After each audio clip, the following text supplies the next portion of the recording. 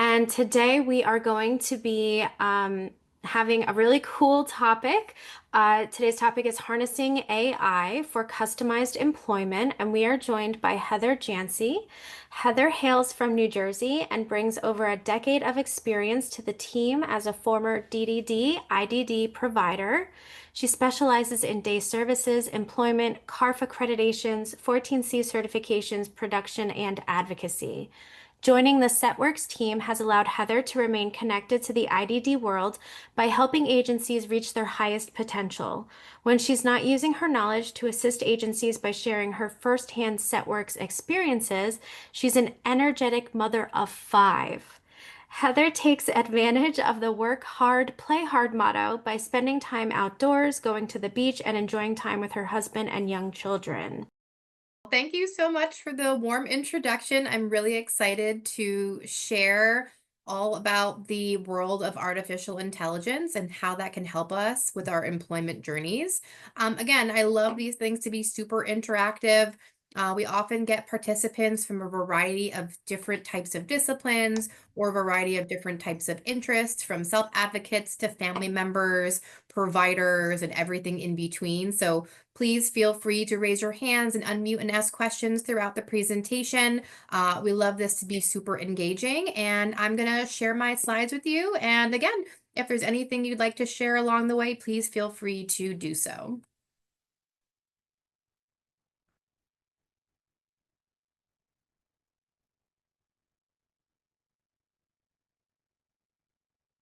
All righty. So, as I mentioned earlier, we're going to be talking about the world of customized employment and how we can use tools like artificial intelligence to take our job searches to the next level. As we mentioned before, my name is Heather, and I'm an executive consultant and IDD subject matter expert for an electronic health record system named SetWorks. I am also a neurodivergent person, and I am a parent to neurodivergent children. I have 5 adopted children who you can see here on the bottom left-hand side of your screen, and my youngest daughter, who has certainly taken interest now in wearing my SetWorks hat. I spend so much time in this community being a provider for over 18 years. I absolutely love being a provider and serving the IDD services community. I'm a steadfast data-based decision maker. I truly believe in collecting data to ensure that we're supporting all of the different unique needs of our individuals across all the different services that we provide in our field. And I am a huge advocate for change, which is why I find artificial intelligence so extremely interesting and why I love presenting on this topic. So we're going to look at all the different types of categories that artificial intelligence tends to work in. So we have things that are tasks that humans inherently don't want to do.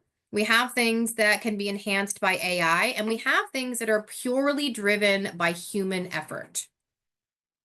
And so these are things that the AI robots could potentially replace automatically. The things in the middle require some heavy lifting on behalf of an actual human and are going to be enhanced by artificial intelligence. And then there are other things that are just purely human, meaning that we are not able to take that away from an actual person and that the robots are not able to do those things for us.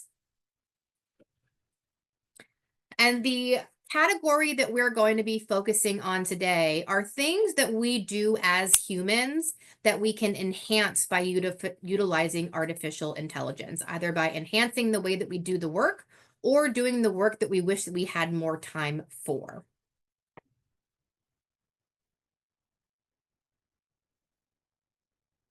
And so, what does this truly mean? So, there are often different types of regulatory environments or things that are unclear.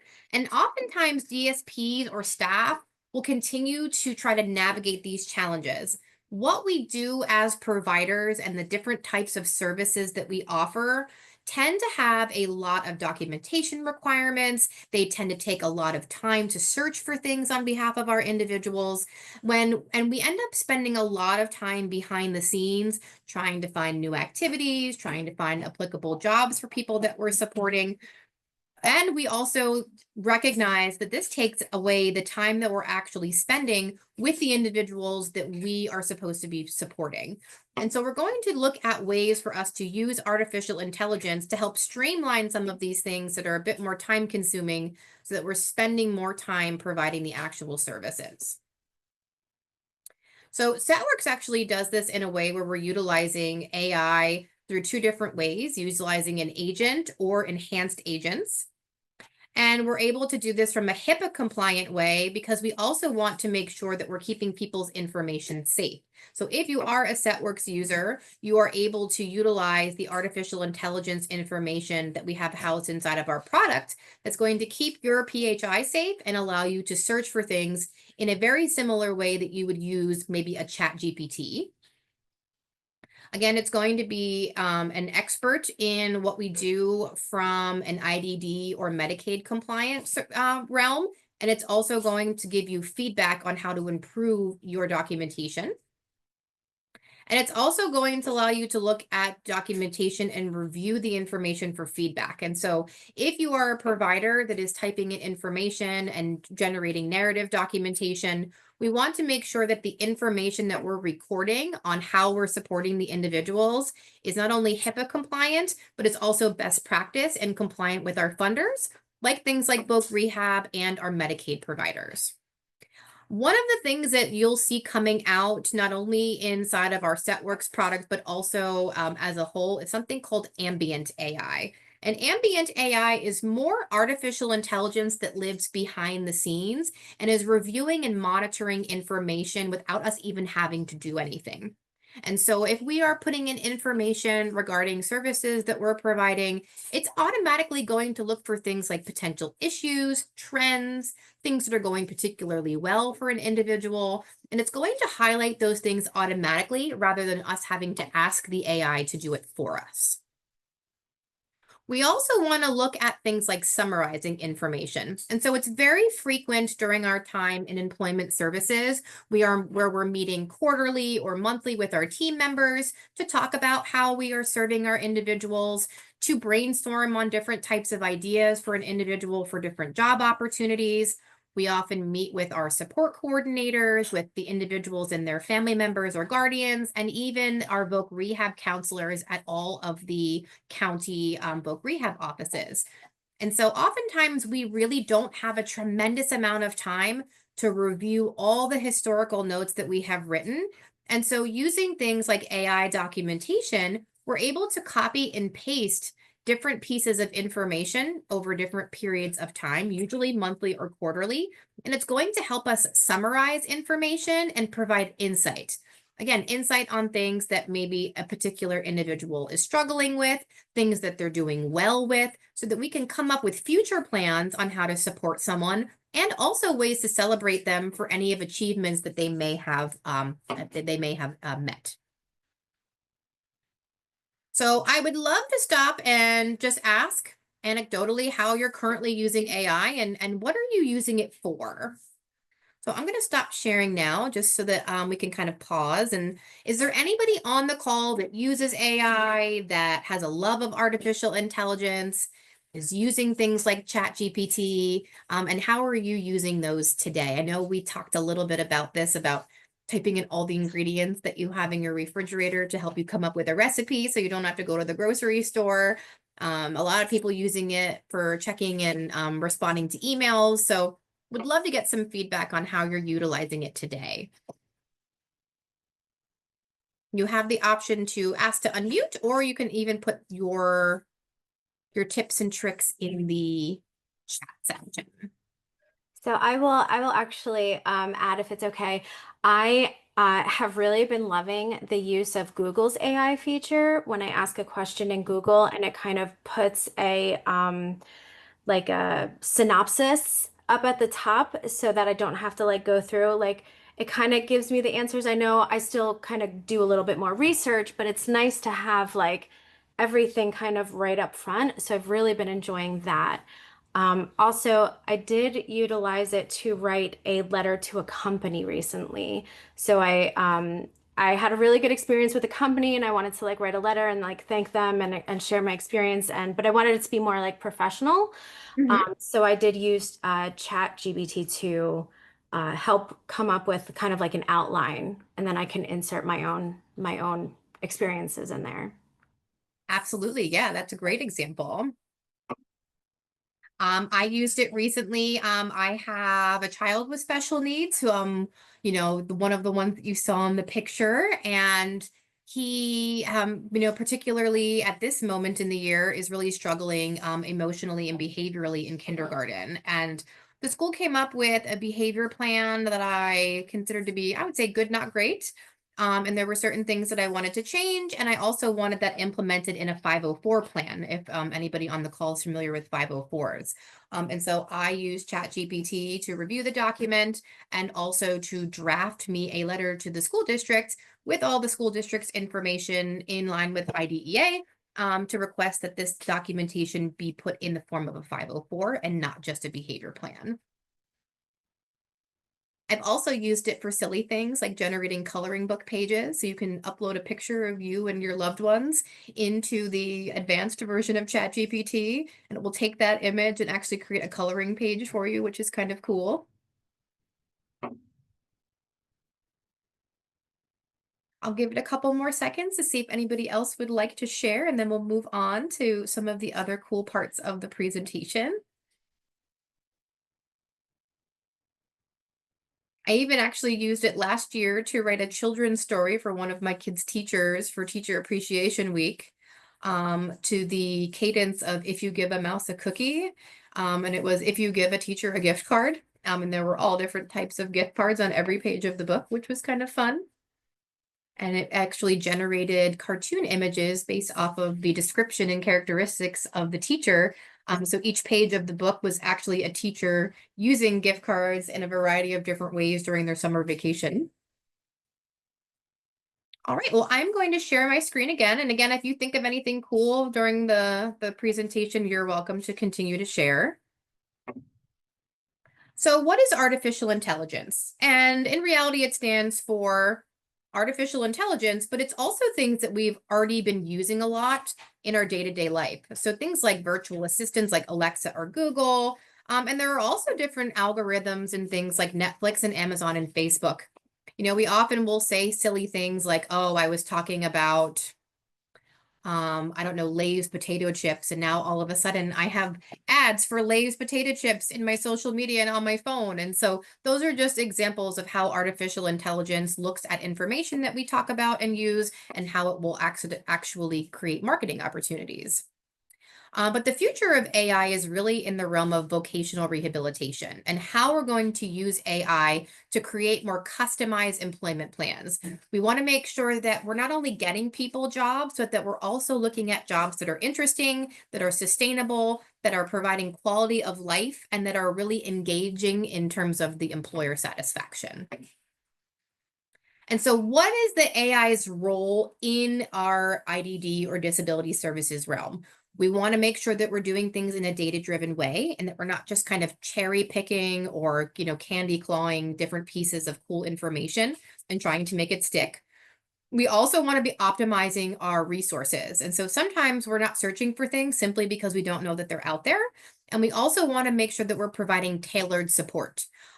Historically, a lot of jobs that we were placing people in were in like the cleaning up after other people or the shopping carts or the giving stickers at Walmart, and those are so flat and so one-sided, and there are so many other different types of roles that are out there for people who just don't have an interest in those types of jobs. And so the AI is going to be more creative and more inclusive in the types of job opportunities that we are offering, and not just offering the ones that have traditionally been easier to place people at. We also want to look at addressing the different types of concerns. And so job displacement is also a concern. We also want to talk about data and privacy.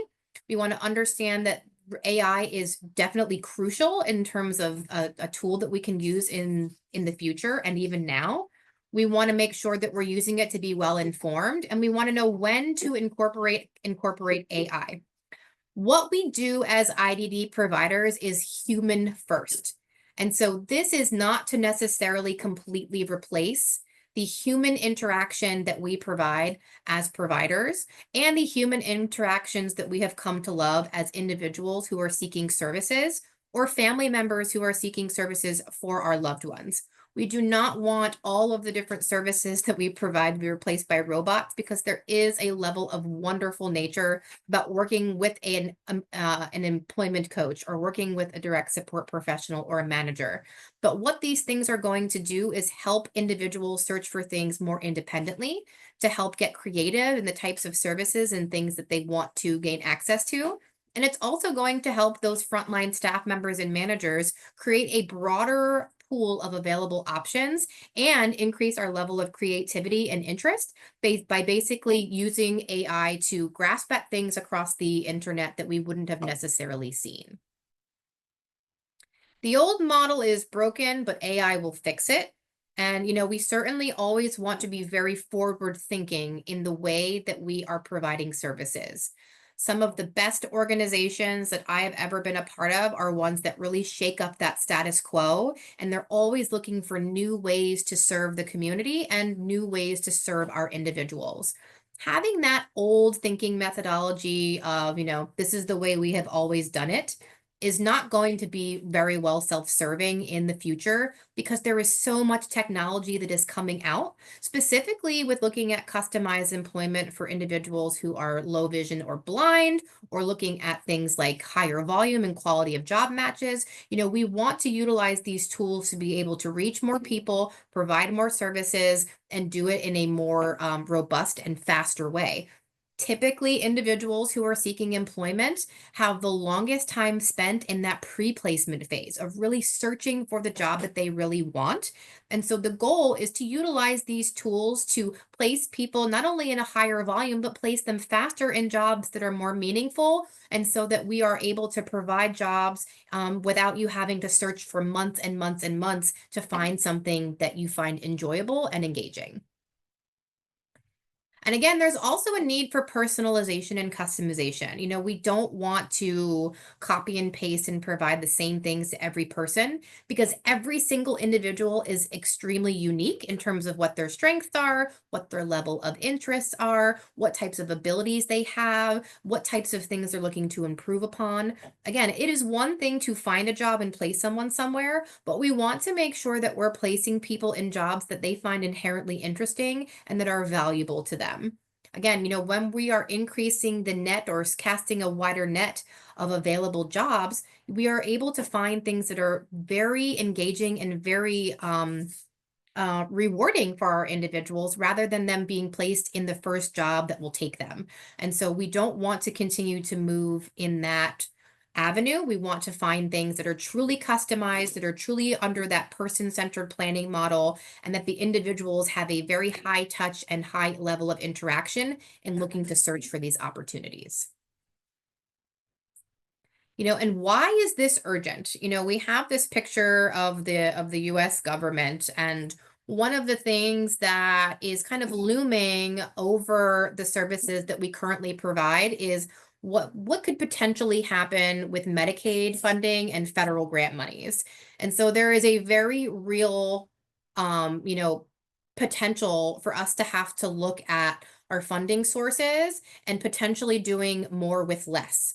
And so when we're taking out some of the more manual human component of these heavy time consuming job searches and replacing some of this with artificial intelligence, we can very realistically assume that a standard job coach can carry a higher caseload, that they're able to support more people, that they're able to place people faster in jobs that have quality and meaning rather than having smaller caseloads because there is so much administrative work behind the scenes.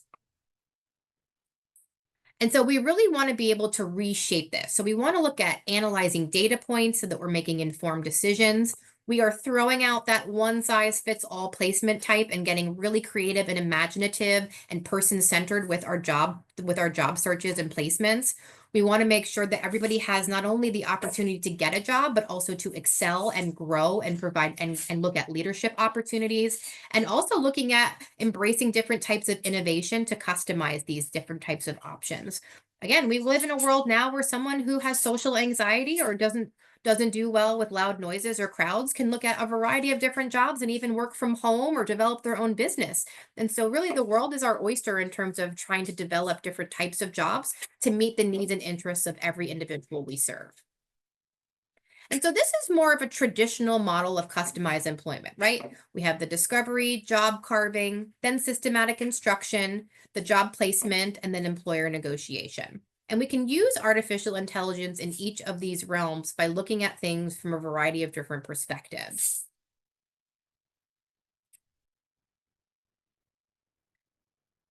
So when we're looking at this particular model, we're going to use this to not only revolutionize how we're creating the plans, but we also want to make sure that they're being executed. So not only what we're doing, but how we are doing it. We want to amplify the impact that we have each time we have an opportunity to meet with a job seeker. And so we're increasing that level of precision and efficiency rather than looking for certain jobs and doing a little bit of trialing here and seeing if it works, doing a little bit of trialing here and seeing if it works. This is going to allow us to do things with more precision and efficiency to help get to the job that you like the most with the least amount of heavy lifting. Again, as a former clinician and someone with a very robust background in educational psychology, I absolutely love the concept of data-based decision making. We don't want to make decisions on a whim. We want to be able to measure data points and outcomes from a very analytical perspective to ensure that as providers and people who are supporting job seekers, that we are looking at the raw data on how we are supporting people to ensure that we are doing a good job. And AI has the ability to process lots of data and information easily, to summarize information, to come up with ways to celebrate people for goals they're achieving, and even looking at trends and opportunities for potential new outcomes. It's also going to help personalize our matching. We want to make sure that again we're using that person-centered planning and that we are looking at the individual skills of each job seeker to create things like preferences, looking at past experiences, things to avoid. And so we are completely throwing out the box altogether because we are no longer thinking inside of it.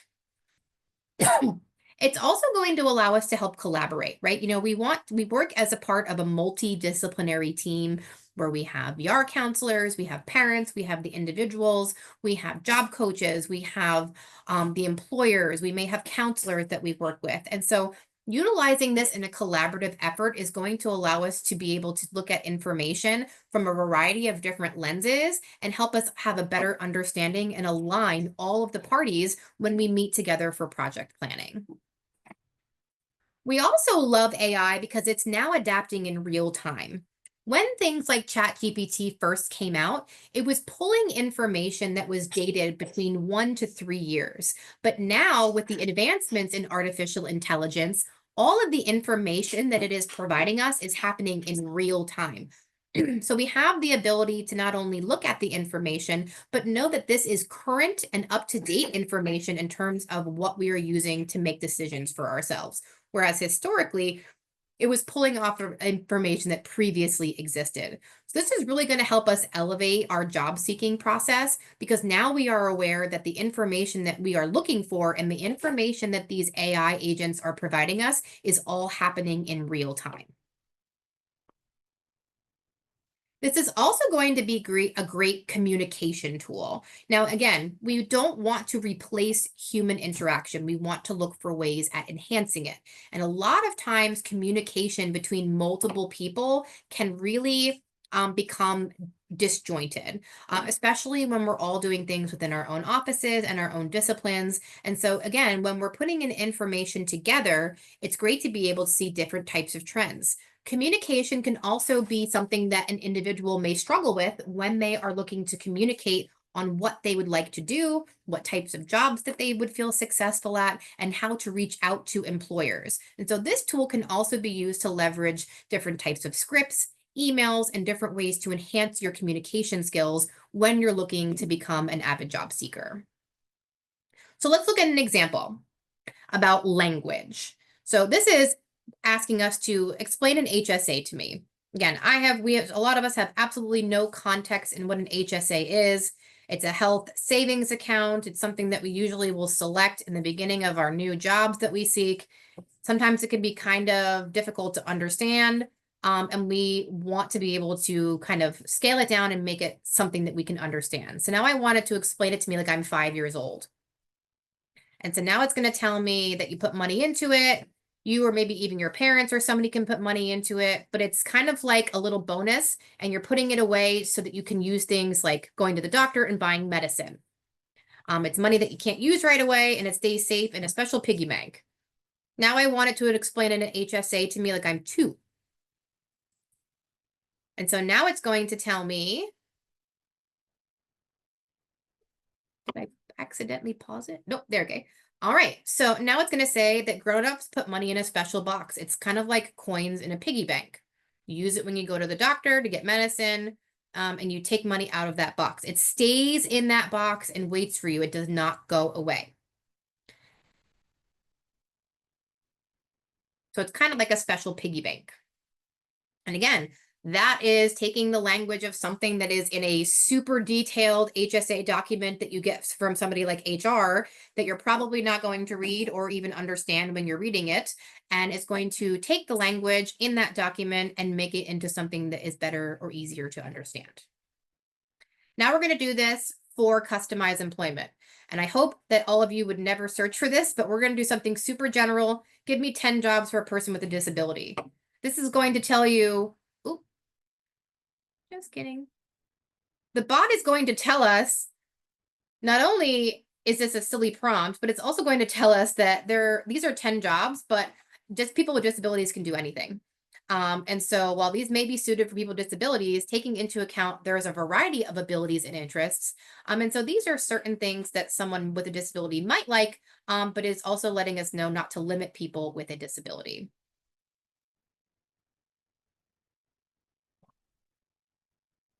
And so we want to get more specific now with our search, right? We don't want to say something super general like, help me find 10 jobs for a person with a disability, because we are all differently abled. And we want to do something that is more person-centered and more customizable. So let's try it again. And this one says, give me 10 job ideas for a 19-year-old individual with autism that is nonverbal. They have an interest in photography and animals. Create 2 discovery and exploration activities for each job and provide a risk assessment for each activity. These are all things that are in line with the specific individual. These are all things in line of documentation that we need to provide as employment training specialists.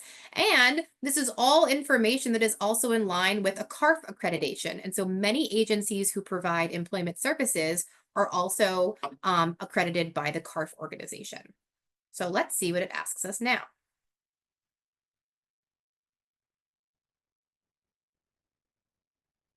So we have pet photographer, visit a local pet shelter, set up a small photo booth to take pictures of your friends' pets. You can do nature photography, doing guided walks with local parks. You can also participate in a photography workshop that is focused on outdoor photography. And you can also see the risk assessment information of what could potentially be unsafe about that particular job. You could be an animal care assistant at a zoo, asked to shadow a zookeeper for the day, or volunteer with staff supervision. You could be a dog walker. You could even practice walking your own dog or a friend's dog with supervision. A pet store assistant. And again, that can be working or volunteering at a local animal shop or a workshop that offers different types of pet-related activities. You could volunteer at your local animal shelter. You could work as a farm hand. You could even work at a wildlife conservation center and do group tours, do hands-on projects, participate in wildlife photography.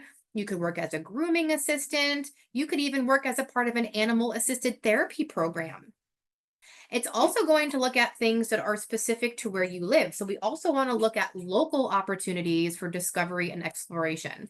And so it's one thing to come up with some ideas, but we also want to make sure that these are logistically and geographically relatable in terms of what's available in our local areas. So, okay, so now we want to say, all right, we love this list. Now give me some options that are in the greater metropolitan area of downtown Kansas City.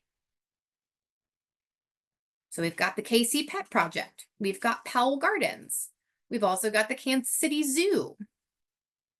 We have Operation Wildlife. We have different things for dog walking. So we have Wayside Waves. We have PetSmart.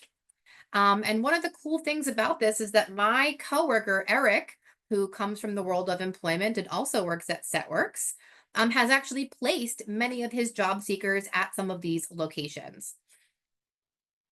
And so it's nice to see that when we're looking at pieces of information and the AI assistants are generating these recommendations, that these are actually places that have a history of inclusive hiring and make an effort to hire people with disabilities. And so now we want to look at it from an exploring customized employment. So this prompt that we're going to ask is create a full discovery and exploration plan for this 19-year-old individual with autism that is nonverbal. We know that they have an interest in photography and animals. They love the Kansas City Chiefs. They live in the greater Kansas City area. But we also want to make sure that what we are doing is rooted in best practice and research. And so there are a variety of different schools of thought when it comes to employment services, things like Griffin Hammis, Mark Golden Associates. A lot of us go through the Bog Center training at Rutgers University. And so we're going to ask us to run this through the most respected schools of thought that relate to customized employment. We want to look at themes, discovery activities, and we want a fully customizable employment plan. Something like this would have historically taken one of our employment specialists or jobs or employment assistants a tremendous amount of time. And so you can see here that there are themes. Okay, the individual likes things that are visual and artistic. They love animals. They're a sports enthusiast. There's some potential discovery activities through photography and animal care. And then we're getting into the customized employment plan. So now we're looking at things that are more objective driven. We're looking at strengths and weaknesses, interests and preferences that the individual has, goals that they may be able to develop in terms of things that are employment related, and any potential barriers that we see. We also want to look at their support system and any potential resources that they may need in order to be successful. And then we're going to break this down by local activities. So for this one, we're looking at the Hallmark Visitor Center and the Kansas City Zoo. And we're also looking at Kansas City Pet Project and the local photography studio. So what does the future of AI look like?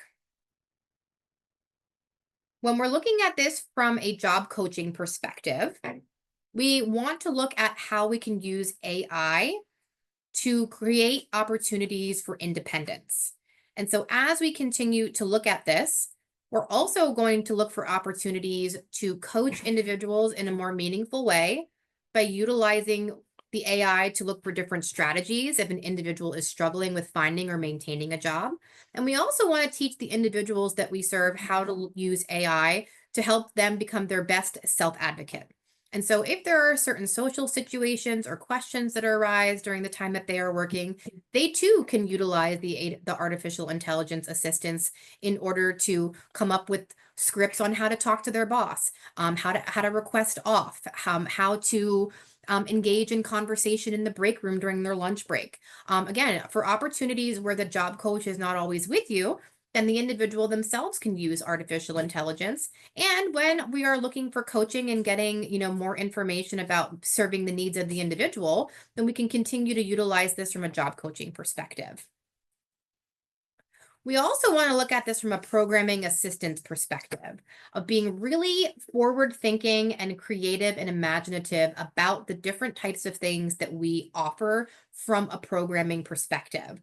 So we want to be able to move past things that the individuals have gotten so used to doing that they have done all of the time, and that we are also taking into account the unique interests and abilities of everybody that we are serving, especially when we're serving people in a group capacity. Not everyone has the same interests. Not everyone has the same time threshold of how long they want to spend inside of a community activity. Some people like to go back and forth between an area where they find some comfort, like their home or their day program, while others like to go out all day long. And so this is going to take into account lots of different preferences and interests. I use this to search for things that are ADA compliant, that have access to public bathrooms, that are going to allow you to bring your own lunches because individuals sometimes like to eat their own lunch from home. It's also going to take into account things that we kind of take for granted. A lot of times when we are supporting people with more complex needs and need help with things like toileting or using the restroom, sometimes we need to make sure that where we are going have family bathrooms. Because a lot of times there is mixed genders of the type of staff that are supporting the individuals and the individuals themselves. And so I myself, as a woman, can't inherently go into the men's room to provide an individual that is a male in my group with bathroom care, if I am not able to go into the only public restroom that is only for men. So sometimes we use these things to search for the best places environmentally to ensure that all of the different tools that our individuals need to be successful are going to be available when we go into the community. We also want to look at this from the back office of how we run our businesses and how we are supporting people from more of a behind the scenes perspective when we are the leaders of these IDD services organizations. How do we utilize this to create powerful assets and to provide more meaningful opportunity and even funding for the programs that we are supporting? So, the artificial intelligence can be used for things like finding and writing grants, looking at information for really sound strategic business planning opportunities. We also want to look at best practice and information when we're creating new programs, staff training, all these different types of things that take a tremendous amount of time, creating new policy and procedure manuals, staff handbooks, all the different things that we take for granted that take sometimes weeks and months and sometimes even years, depending on what you're developing. And so it's going to help streamline that. It's going to check it for best practice, Medicaid compliance or funder compliance, and ensure that we're creating documentation and also opportunities that are rooted in compliance and that are also rooted in best practice. And so we also want to look at the sustainability of these particular opportunities. So we want to be able to automate things that are repetitive. We want to be able to improve accuracy. We want to increase job retention. And we also want to look for long-term financial stability. So some of these limitations can be that some of these things could potentially be biased. It is not a human relationship replacement, and that it needs continuous feedback. But we know that these performance are rooted in ethics and audits. We know that these tools are not the only type of decision maker, and we also want to use these results to improve the quality of what we are doing.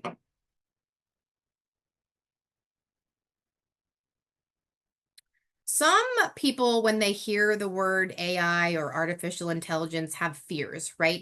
That it's going to take away our job security, or that the robots are going to take over, or that certain things are going to happen to us that are going to negatively impact us, and that certain aspects of our lives will be replaced by artificial intelligence.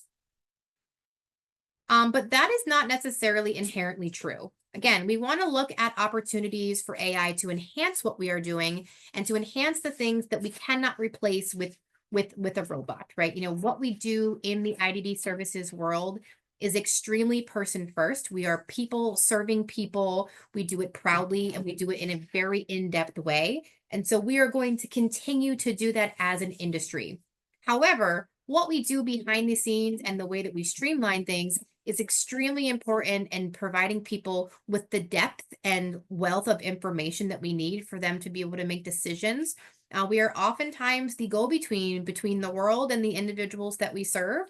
And so being able to pull from larger subsets of information from all over best practice is only going to enhance the type of service delivery that we provide, to provide higher quality, meaning of life, to provide more options, and to provide employment opportunities that are rooted in interest, that are person-centered, and that are things that the individuals will excel at.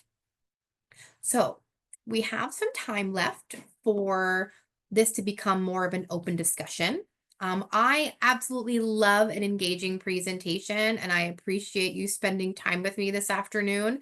And I would love to spend the rest of our time together to be able to kind of go through what this means for you.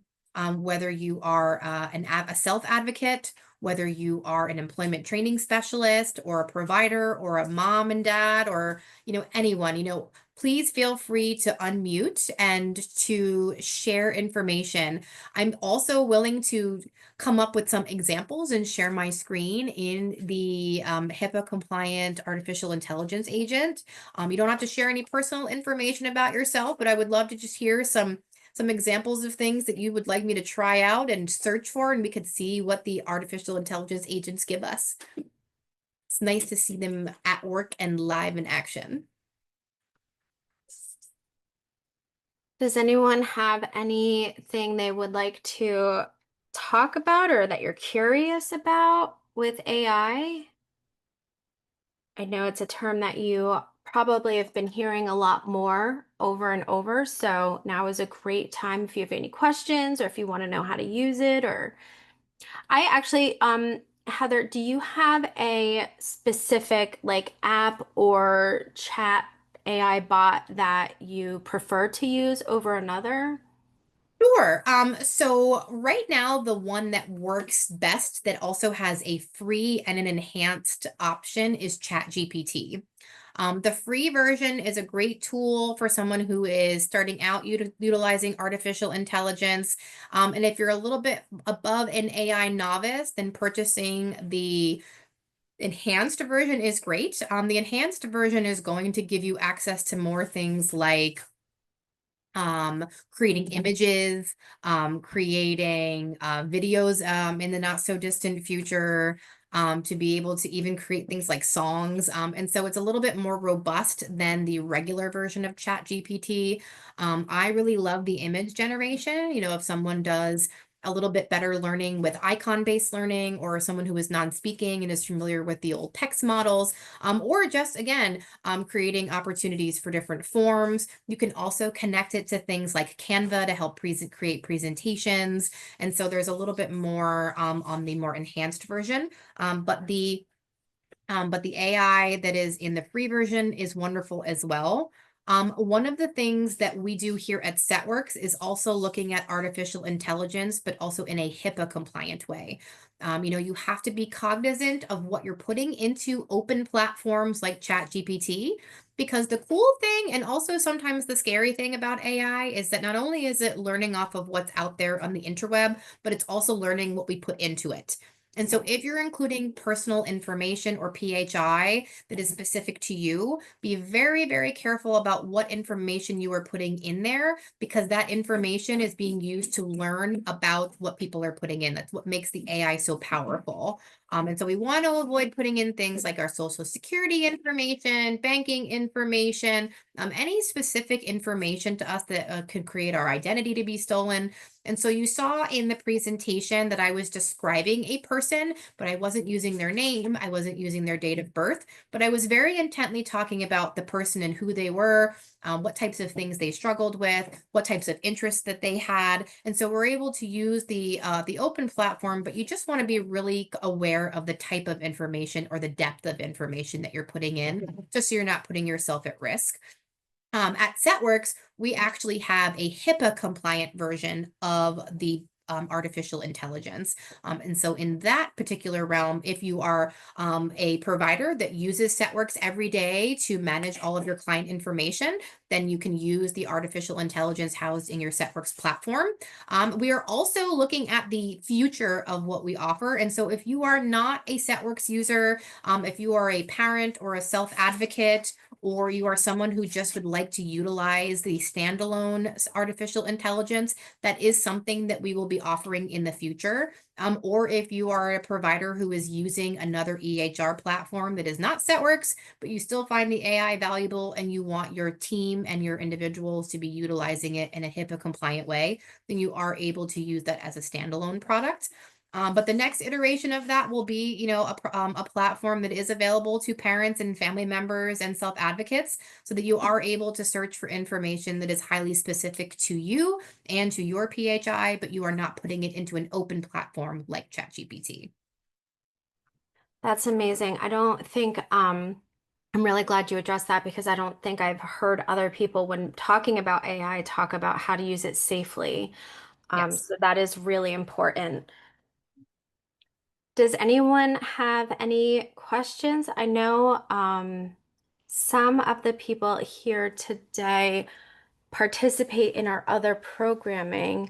Do you have any questions about how you can use it in your daily life or use it with our programming or how to use it for employment?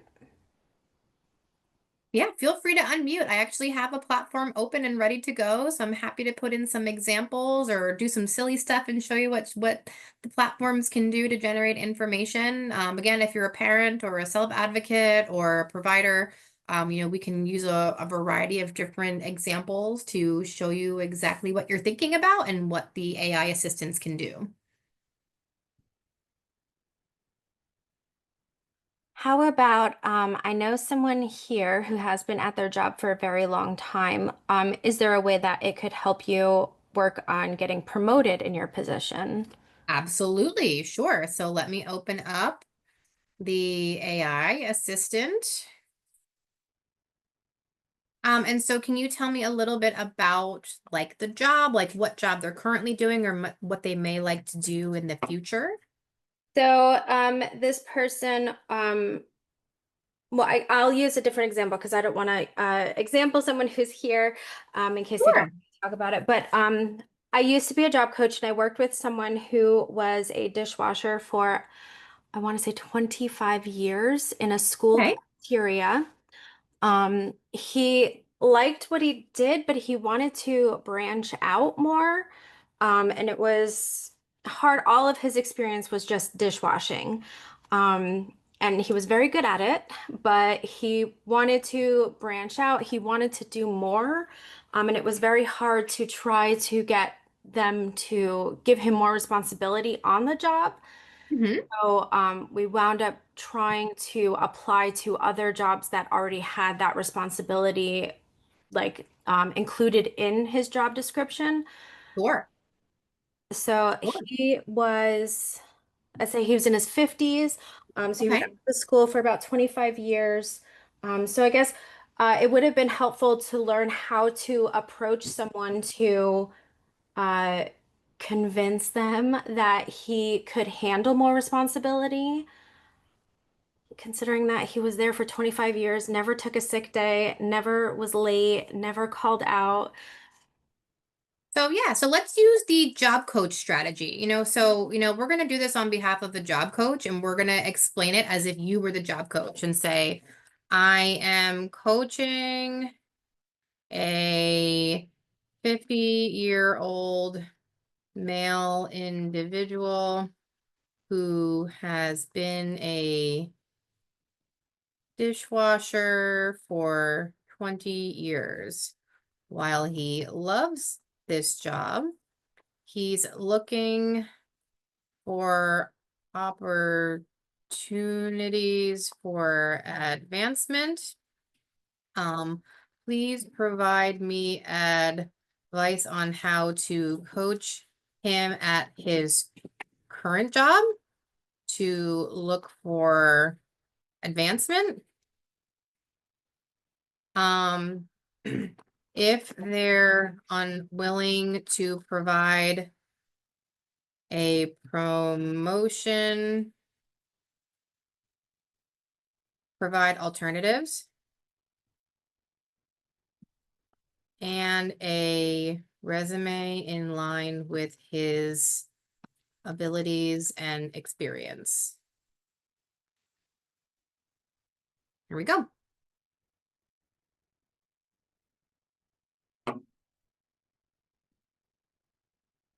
I also want to know, I love the Setwork Street logo and the Swedish chef user. That's really cute. Yes.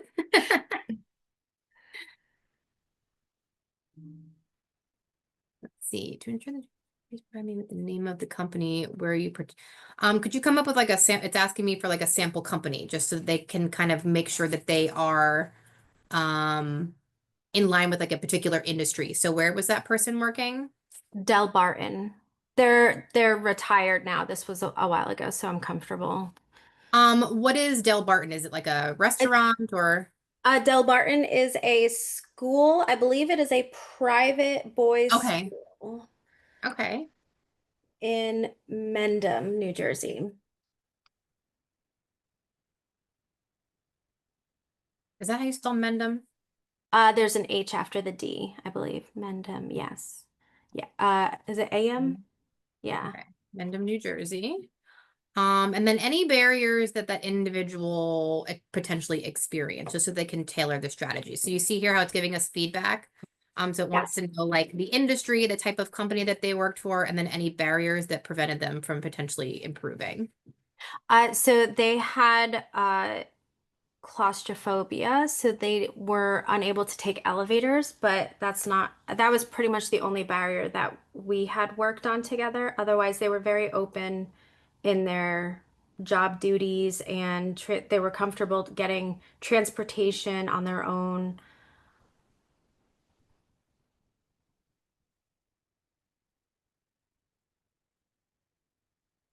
All right, let's see. So it's going to break it down. Let's scroll back up to the top here. It moves quick. So here's for opportunities for advancement. So it's going to break down things in line with their current skill level, but then be able to enhance what they're currently doing. So it's going to look at things like enhancing culinary skills. So they're already working, in a kitchen type environment, and also the types of leadership skills that they would need to display in order to be considered for something like this. Networking and mentorship is a great way to look at that. So pairing yourself with people from the culinary team or job shadowing opportunities to learn things outside of when you are doing your dishwashing duties. Also encourage them to look at school events and community activities where they could interact with other professionals like people from the culinary world to make sure that they are learning more about different types of advancement opportunities. We want to also look at the job enrichment. So what types of additional responsibilities could this have for us? So we want to look at things for like maybe understanding what inventory management looks like, say food handling, food preparation, and demonstrating different types of initiative and capabilities with maybe cutting. And we also want to look at cross training, right? So looking at related areas, looking at the food services and facilities management operations, and looking for different opportunities to broaden both your soft and your hard skills. Now we want to look at barriers, right? So we've got a fear of tight spaces and elevators. And so we want to make sure we're looking at opportunities for locations that either have an alternative route or do not require them to use an elevator, or looking for opportunities for gradual exposure to improve upon the fears that they have with that particular barrier. We can also ask for an open communication about workplace accommodations and working with the individual to ensure that they are appropriately and clearly communicating any accommodations that they may have and creating opportunities for open dialogue with their current workplace provider. Now we also want to look at resume development, right? So we certainly want to highlight that they have 20 years of experience, that they are extremely reliable, and they are dedicated to their current role, and that they also have a list of skills and achievements in line with that level of persistence and being at the same place. We also want to look at alternative career paths. And so if this one is not currently going to provide us with that level of growth that we want, where is our next step going to be? And so we could even look into things like facilities management or janitorial roles. If this individual truly enjoys cleaning or skills that have more repetition, then we could look at things that are more janitorial or maintenance related. Or we could expand upon their current interest in food services and looking at things like cafeteria assistance in a school, helping with deliveries, and leveraging different types of experiences in a kitchen environment. As a job coach, we want to look at regular check-ins and support, checking in with the manager, continuing to discuss progress, addressing any challenges, and even continuing to update that employer on things that are career and goal related, and how to currently encourage and motivate that individual to make sure that they're looking for opportunities both within and outside of the Del Barton workplace environment. That is amazing. Then we can also ask it and say, okay, this is great. Can you find me open jobs in the greater Mendham area? I would like to explore what's out there. Now it's going to look for things that are currently available in my local area or different types of options and how to address the next step. So it's going to ask you to go into these online job boards. You can also help them create a LinkedIn profile, look at Glassdoor. We can also look at community bulletins. You can look in the local newspaper. You can go to networking events. You can join professional associations with things that are in line with culinary and facilities management. You can also apply direct. You can also go to local recruitment agencies and see if you can find staffing agencies that are looking for either temp, part, or full-time work. And again, so the more you put into it, the more it's going to help you add in more and more specific pieces of information to ensure that you are narrowing your search and that it is providing you with real-time and accurate information. Oftentimes, it'll even pull things directly from things like Indeed, Monster.com, Glassdoor, LinkedIn if you have a LinkedIn profile, and it'll actually have you navigate directly to the applications themselves. That's amazing. Yeah, it's pretty cool stuff. And again, finding the job and applying for it is one thing, but then we also want to look at ways to make us stand out and be creative. And so that comes from creating very succinct and creative resumes that are going to stand out among piles and piles of resumes that get submitted for these jobs.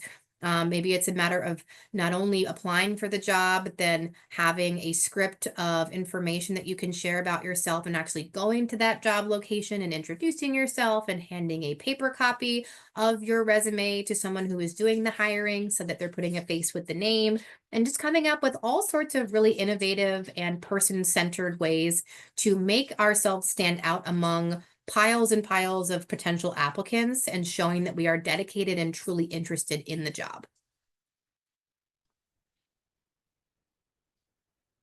Excellent. Now is a great time if anyone has any other questions or if you think of a question after the webinar, you can always reach out to Heather or us, and we can reach out to Heather to ask your question. I can also share the last page of my slide if you would like to take a peek at my contact information. And I can leave that up on the screen for you guys. And I just want to say thank you so much for having me. I absolutely love all of the work that the ARC does. I utilize a lot of your services as a provider. I absolutely love the self-advocacy program and used it as a tool for all of the individuals that I supported at my own agencies.